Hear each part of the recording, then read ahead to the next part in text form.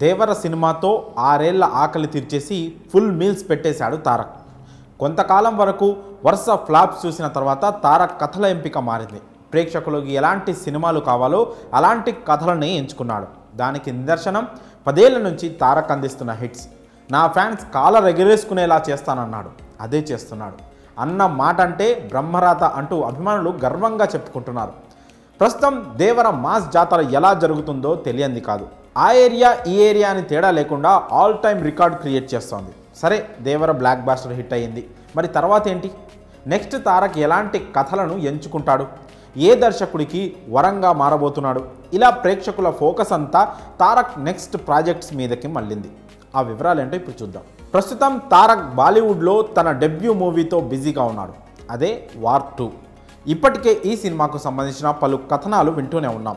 అటు షూటింగ్ పనులు కూడా వేగవంతంగా కొనసాగుతున్నాయి. హృతిక్ రోషన్, తారక్ కాంబోలో రాబోతున్న ఈ సినిమా పైన అందరికీ భారీ అంచనాలు నెలకొన్నాయి. ఈ సినిమా 2025 ఆగస్టులో ప్రేక్షకుల ముందుకు తీసుకొచ్చేందుకు ప్లాన్ చేస్తున్నారు మేకర్స్.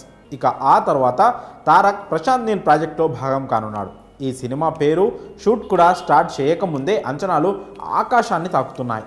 అటు ప్రశాంత్ నీల్ కూడా బాక్సాఫీస్ దగ్గర 3000 కోట్ల వసూళ్లను రాబట్టేందుకు పక్కా ప్లానింగ్ రెడీ చేస్తున్నాడు.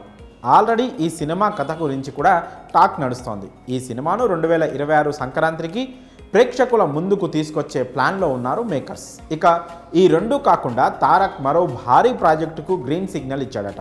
బీస్ట్, జైలర్ 2 సినిమాలను డైరెక్ట్ చేసిన తమిళ స్టార్ డైరెక్టర్ నెల్సన్ దిలీప్ కుమార్తో మూవీకి ఓకే చెప్పేశాడట తారక్.